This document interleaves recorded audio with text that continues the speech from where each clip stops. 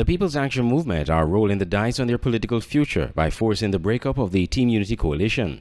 So says political analyst Peter Wickham in an interview with SK Newsline's sister radio station, Voice of the Caribbean Radio, at www.voiceofthecaribbean.net. Right, but I think that a lot of the PAM argument was predicated on the assumption that they would be able to retain the status quo. And I agree that the status quo was attractive for them, and certainly if they could regain it, they would continue to have that power.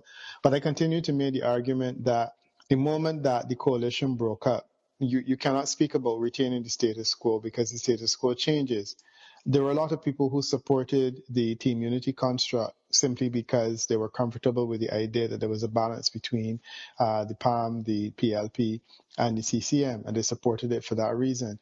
Once that construct breaks, I am not convinced that people will see the individual entities within that construct in the same way. Mr. Wickham said the People's Labour Party of Prime Minister Dr. Timothy Harris has less to lose than PAM, who had the most seats in the coalition government. I'm not convinced that former Deputy Prime Minister Sean Richards carries the same level of regard as far as leadership is concerned as Dr. Harris did, or even as Mark Brantley does.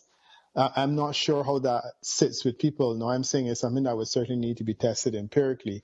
But my sense is that the PAM entity on St. Kitts and Nevis is somewhat compromised in that regard. Of course, the PLP would be even more compromised. But my point is always that in a situation like this, the PLP has a lot less to lose, because it is as though one entity is falling from 5,000 feet and the other one is falling from 500. PAM have named 6 candidates so far to contest the seats in the upcoming federal elections, and at the time of this report was scheduled to name a candidate for constituency number 6. The full interview with Mr. Peter Wickham can be found on the Voice of the Caribbean website at www.voiceofthecaribbean.net in the Programs on Demand section.